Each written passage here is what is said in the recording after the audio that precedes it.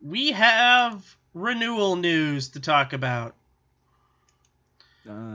Okay, Renewals. So, Wheel and Jeopardy. We already know that. Yeah, but we're going to the nitty gritty. Funny Oh. you should ask. A show that you did for game shows, I suppose, with one of the technical people on the show, Travis Griffin and Kimberly Dana Baum. Hey, Travis. Hey, Kim. Uh, I do like Funny You Should Ask though, Mm-hmm. because you do get like the right amount of questions and jokes in that 22 minutes. It's kind of grown on me, believe it or not. It's the pacing. That's what Yeah. grew on me. It's that pacing of the show, Yeah. especially when you see Nashville Squares. Oh. It's like night and day. Congratulations, Byron Alley. Your show is now good. But it's still cheap. I wish they gave like 10 grand, or they gave like a bonus for every correct answer in that bonus round, instead of just like, oh, you couldn't get the last one right, so oh well. I don't mind it because cheap game shows are kind of in need of a revival. I mean, to me though, it does have that. It has a distinct. I wasn't gonna say Canadian, but it's not. It's more like a. You know what it reminds me of? I hate to say this because it feels like a little. It feels like something that would have been fit on Comedy Central in the 90s or early 2000s. I would say late 90s, yeah. Like the late 90s era. Post Make Me Laugh. So, Right around the time of like Don't Forget Your Toothbrush and Versus, like that mid 2000. no, I can't say mid 2000s because Distraction gave away good stuff. Well, if by good stuff you mean, a car that with a windshield smashed in, yeah. No, actually, they gave away cars in pristine condition. That was rare in season 2. That was like Twice. twice. Twice and once in the first season. I should also give this fun fact is the only one of the rare Wikipedia entries I wrote was for the Distraction game show. Oh, nice. And I wrote that the bonus round was called Driven to Distraction. And it was officially called that. Wow. And sure enough, like people started picking that up, and that's when I realized don't trust Wikipedia. Whoops. Okay. Because people start thinking your term for what the bonus round is as the legit one. Okay, so let's talk about Funny You Should Ask. It has been reported over the past weekend that it has been renewed for 2 more seasons. So, 2023. Now, are they going to repurpose the questions, or are they finally going to update them? Because a lot of the questions seem to be almost in the repeat mode. They want evergreen style questions, so some will repeat. I mean, questions repeated on Hollywood Squares all the time, so. And and besides, how many questions are you going to get about, recent survey or recent study? That's where I'm coming. Also, but then it's like I'm thinking like if you're going to go evergreen, it's like it's going to be tough because it's like I would rather have like true or false McDonald's did or true or false Taco Bell did if you're going to do the Louis Anderson fat joke, or you're going to do a according to eharmony.com question to ask Whitney Cummings. Or, well, it's better than the John Lovitz chloroform joke that happens almost every day. No. But it is like it's still a fun show. It's still a funny show, and it's like, for where it is at that time slot, it's a $5,000 prize. I know they barely give it away, but it's funny. Mm-hmm. It has the questions. It has the funniest thing that I can say funny like a pun, but the funniest thing about this show is they got some great guests. They don't skimp on guests. I mean, let's take a look at people who they usually have as guests. John Lovitz, star. Yes. The second lower seat usually is for the past 4 weeks, it's been Jack A, Sherry Shepherd, Cheryl Underwood. Raven Simone, they're all working. Like, Cheryl Underwood is on The Talk. Sherry Shepard is doing did Best Ever Trivia Show. I don't know, because we haven't heard anything about Masterminds. Because I don't know if they're taping right now or what. Don't forget, they had Bill Engvall. Well, I'm going in order of the chairs. Okay, so you're going starting with Louis on the bottom left. Bottom left, Louis Anderson, star, and when he's not there, they usually... Lovitz. No. It would be the third chair. It'd be lower right. Lower right, because Lovitz is lower left. Lower right, Louis Anderson, and if it's not Louis, it's usually Howie Mandel. Both of them, stars. No question. Upper right, Byron Allen. And if he's not there, it's Bill Bellamy. One time was Anthony Anderson. Anthony Anderson. Also, Jimmy Walker appeared for a week in season 1.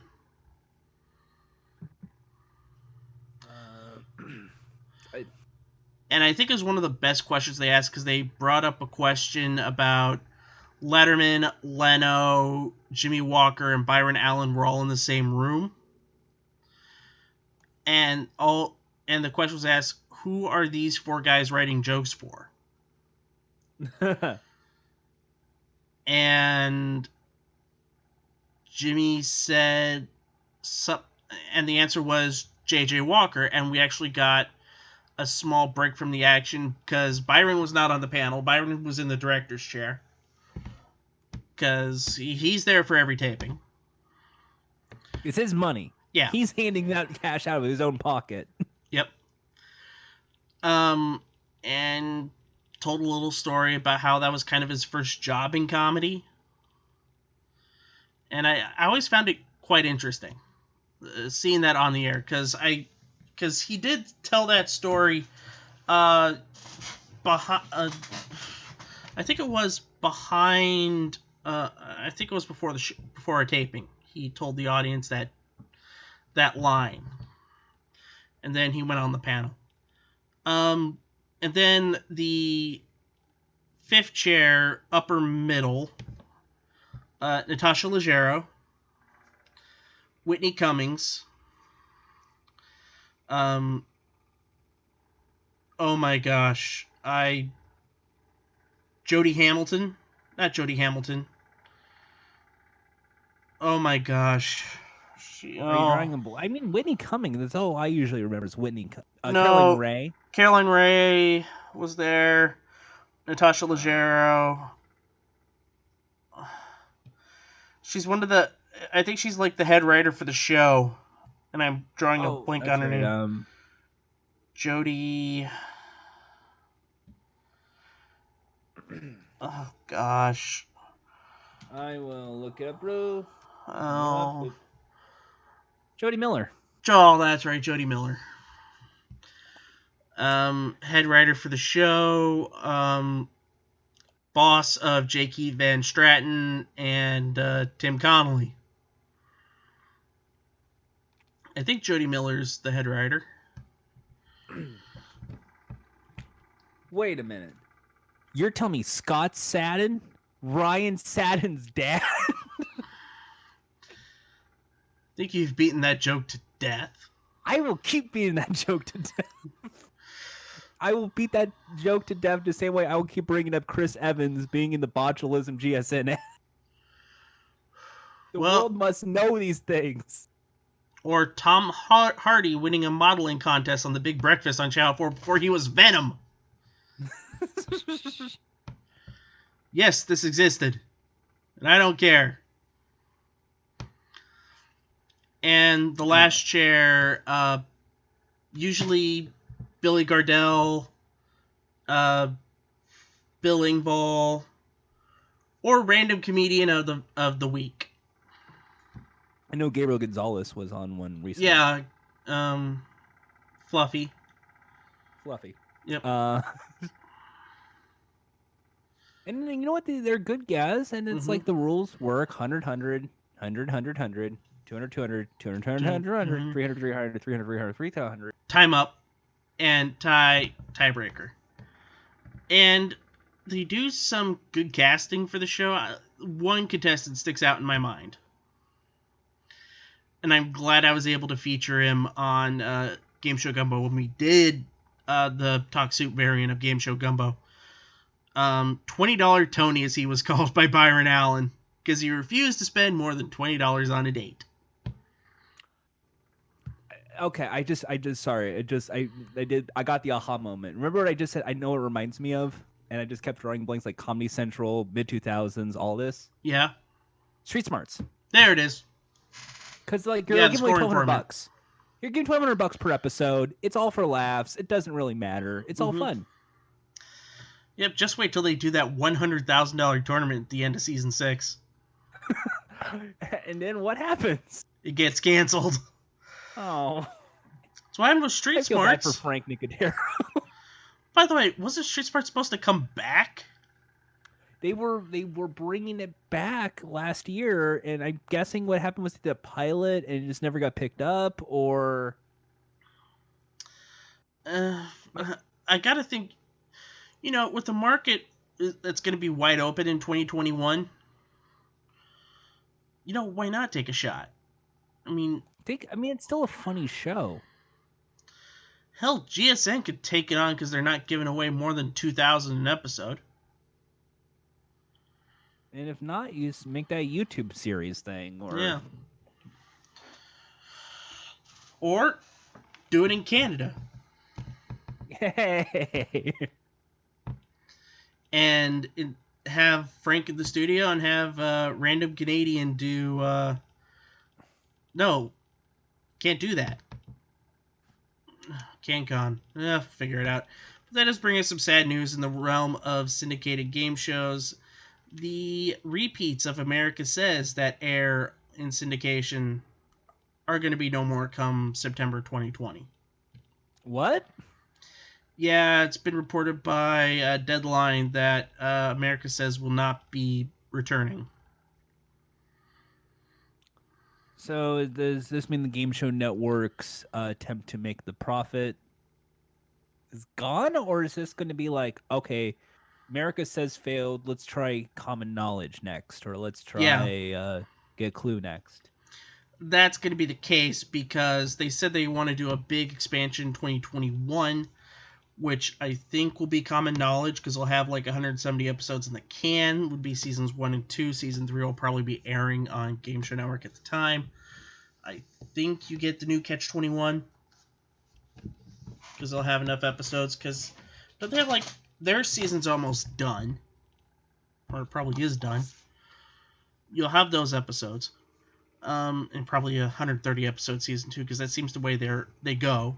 40 for the first season, then a big renewal for season 2 and season 3. Because even though America Says had like 100, didn't they have like another 130 episode order for season 3 or 160 episode order for season 3?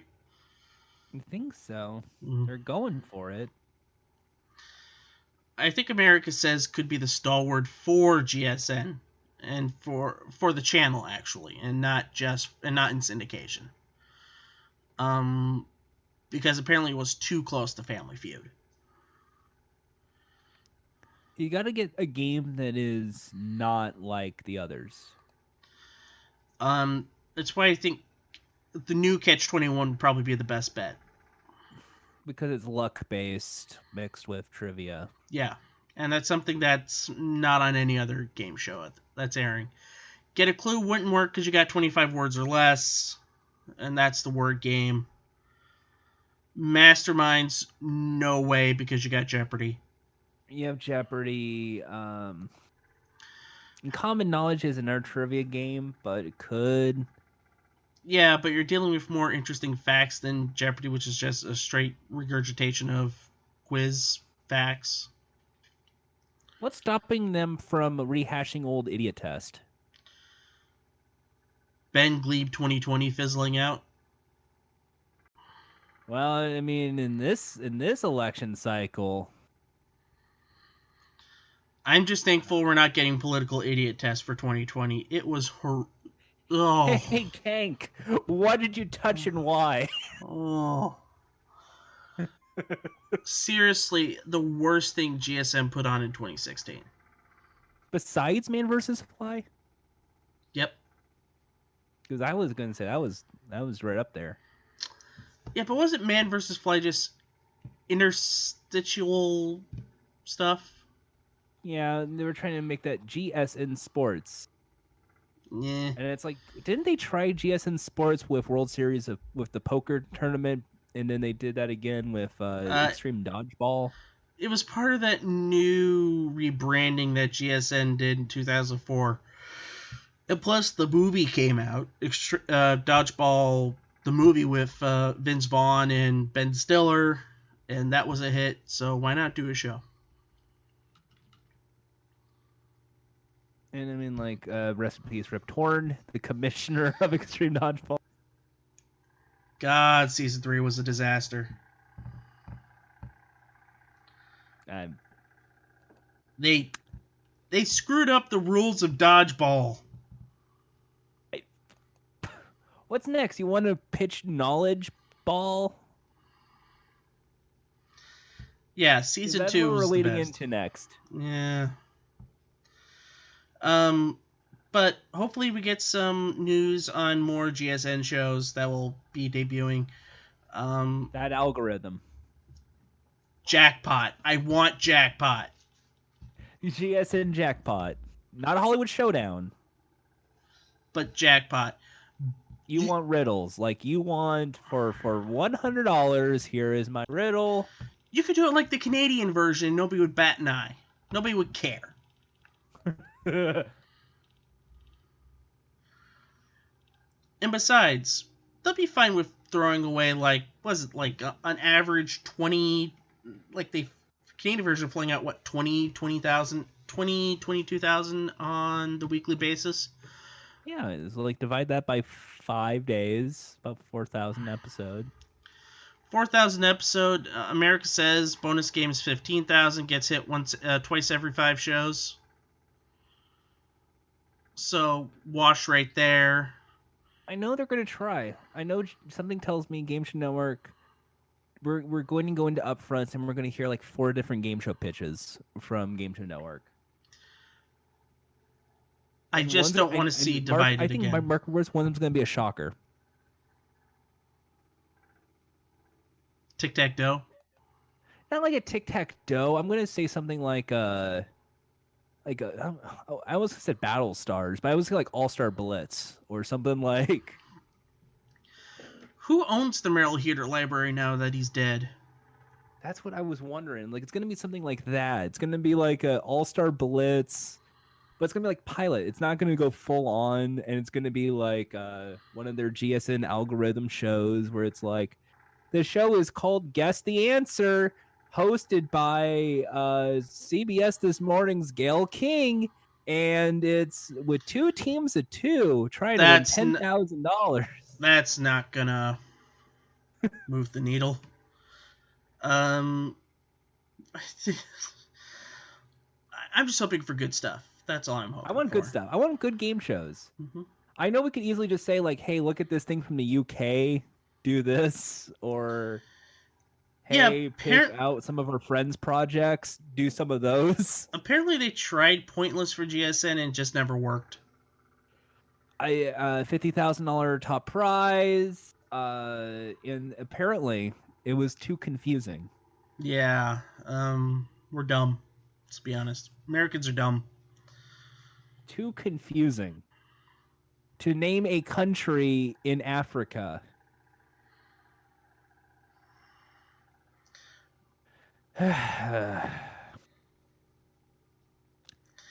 Shall we move on? We'll never get Mastermind. We'll never get these good quiz shows.